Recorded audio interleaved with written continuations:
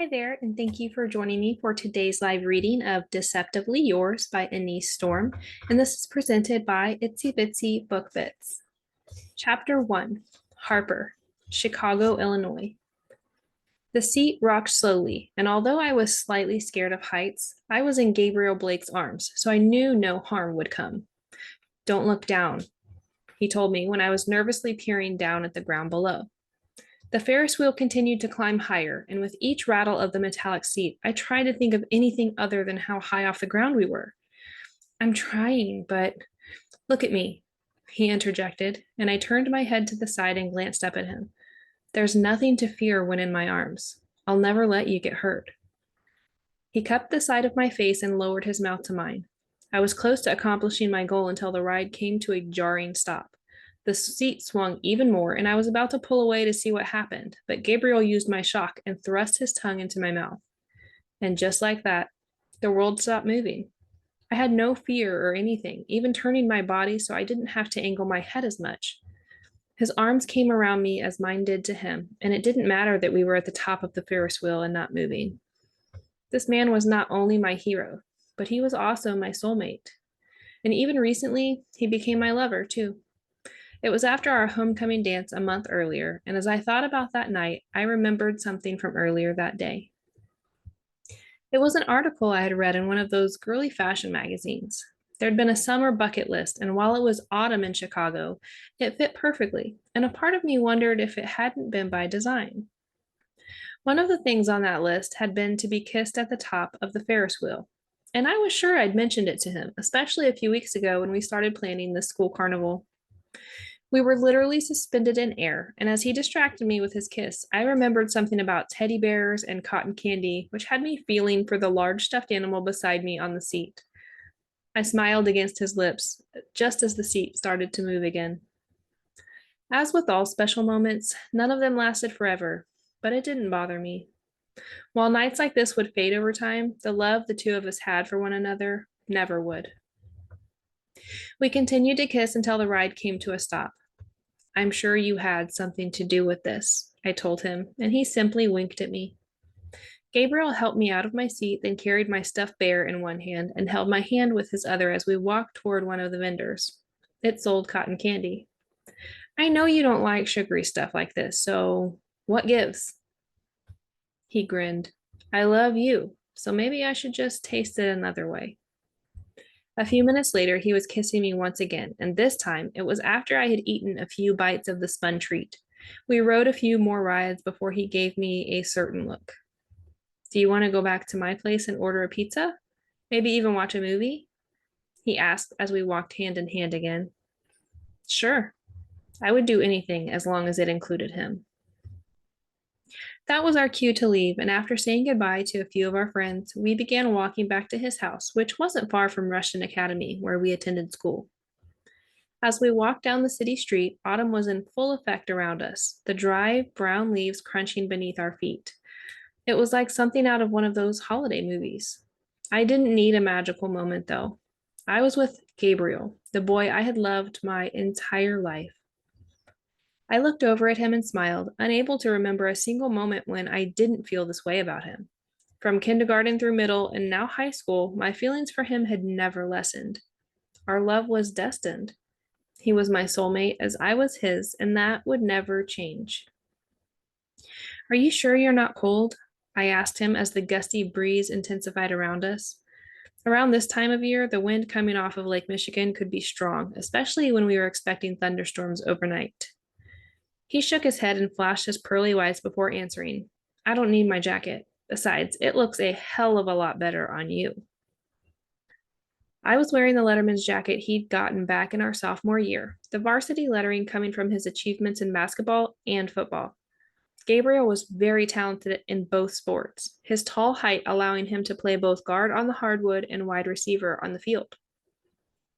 Rushton Academy had won state last year, and I knew he had a lot to do with it. College scouts often flocked to his games, and scholarships offers were already pouring in, even though he still had another year of high school left. Gabriel Blake is the most polished and productive wide receiver on the Rushton Academy offense. Offense. Paired with another top 100 player quarterback, Noah Capshaw, the duo have proven to be an unstoppable force in Illinois high school football. It was what the news had previously reported just the night before after he announced new offers from Oregon, Alabama, and Ohio State on social media. They were now added to his growing list, which at last count of mine had to have contained over a dozen other ones. He seemed very nonchalant about it all. I was probably a lot more excited about them than he was. It's one of the things I think I love most about you, I murmured. What is? He asked, coming to a stop. I smiled. You never get too high or low about anything. You're so even keeled. A predatory look filled his eyes, and I briefly wondered if I would regret saying that. His next words confirmed I would. Are you saying I lack passion, Harper? No, I just meant that. His smirk widened. I knew he was about to do something, and I was right when he lunged for me. I squealed and ran. It took no time at all for him to catch up to me. He had me pinned between him and the wrought iron fence. I have nothing but passion where you're concerned, he whispered. Is that so? When his lips covered mine, I melted into him. I had always loved kissing him, and I'd done so many times over the years. Our very first one had been when we were 7. I could still remember a fall day much like this one. We were at the park, jumping from the swings like we would any other time, except this particular afternoon, I had mistimed my jump and landed on the rocky area below instead of the grass. I had ripped a hole in my leggings and blood seeped from the small wound. I remember crying until he pressed his lips to mine. It was then when I knew all would be right as long as I had him. A lot had changed since then, but the love I still had did not. Those small pecks back then had morphed into something else, and just a few weeks earlier, after we'd won junior homecoming king and queen, our relationship had taken the next progression when I lost my virginity to him, even though we had crossed multiple bases over the last year or so. Why wait? He'd told me. We're going to be together forever anyway. He'd had a point, especially since we both planned to attend the same college together before getting married right after graduation. The plan had been discussed and agreed upon, and there was no doubt that either of us would ever change our mind. In fact, I think it was the main reason he hadn't chosen a college like the others on his team had. He was waiting to see where I wanted to go. We were true soulmates, so our love would never die. The very thought of spending the rest of my life with Gabriel made me warm and fuzzy inside. That was why I dropped my principles and formal gown that night. Then we took our relationship to the next level. Now, simple kisses like these awakened something else inside of me. Judging by his hard cock pressed against me, I knew it had for him as well.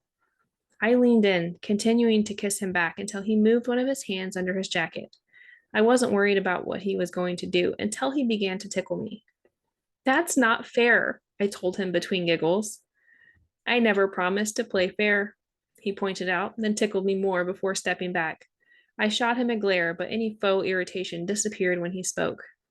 I love you, Harper. I playfully rolled my eyes but smiled. You're forgiven. I then gave him another peck before pushing him away. It's getting dark and cold out here. Let's get to your place. He extended his free hand and we continued down the Gold Coast Street in one of Chicago's most affluential neighborhoods. We both grew up here. Our fathers were part of a group of wealthy, powerful men known as Titans. Daughters who grew up in these families were society belles, but the sons grew up and became Titans themselves. The Grimes and Blake families were always very close, so I suppose it was practically fated that we would end up together, especially seeing how we were born a month and a half apart. My Gabriel would inherit the entire Blake fortune one day, but I would have loved him even if he had nothing. I knew he also felt the same way about me. We turned onto his street where his house sat on the corner. His family had lived in the historic home for several generations. I'd spent most of my childhood in and out of this place, and while it still preserved the ornate details which made the place special, it was also often renovated, most recently taken down to the studs and redone a few years earlier. It had taken 5 months to fully complete, and his family had stayed with mine until it was done. Spending time with his mother, Ashley, had given me a love for design. It was the reason I wanted to become an interior designer myself. You already have my business, she'd told me as I helped her pick out countertops and backsplashes that day. I'm going to order a pizza. Why don't you go into the living room and get a movie set up? I nodded, and as he scrolled through his phone for our favorite pizzeria, I slipped his jacket off and laid it over the chair. My shoes came off next, and once I was curled up on the couch, I grabbed the remote control. Minutes later, he joined me. I temporarily moved so he could sit down first, and then I crawled into his lap and laid my head on his chest. The action flick I had chosen starred one of Hollywood's newest up and coming actors, and one I had joined my friends in drooling over every chance we got.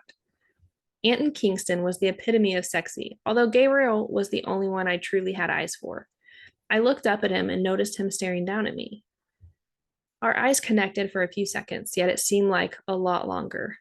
His eyes were the most delicious shade of brown. They were almost caramel in color, with dark specks that reminded me of chocolate. My stomach rumbled at the thought, but my nipples hardened too. I was either hungry or horny because when I weaved a hand through his tousled locks, I pulled his head forward. Food could wait. Kissing him again could not. We were so in sync with one another that he knew what I wanted without me even having to ask. His lips seized mine as if he was staking possession. It was unnecessary because I was his, and I always would be. Our tongues dueled together, although there was no actual resistance from my end. Anything this boy wanted, he had. Gabriel would talk about giving me the world, completely unaware he was that for me, and likely always would be. The kiss deepened, especially once he flipped me underneath him, then covered my body with his. His hands were under my t-shirt, and it wasn't long before I moaned out as his fingers pinched and rubbed my aching nipples. The night that I had lost my virginity had been beautiful. It wasn't just my virtue that disappeared like a cloud of dust, however. It was his too. Neither of us had even so much as looked at another before. Now that we had come together in the most primal way, I took solace in knowing that we never would either. God, I love you so much, he rasped, pulling away. Just think in a few years, we're going to be able to do this whenever we want. I knew he was referring to sex. We could have waited until we were older, but it was the most natural progression in our relationship, and I would never regret our decision. We'd taken all the right precautions, and there was no one else I trusted more than him.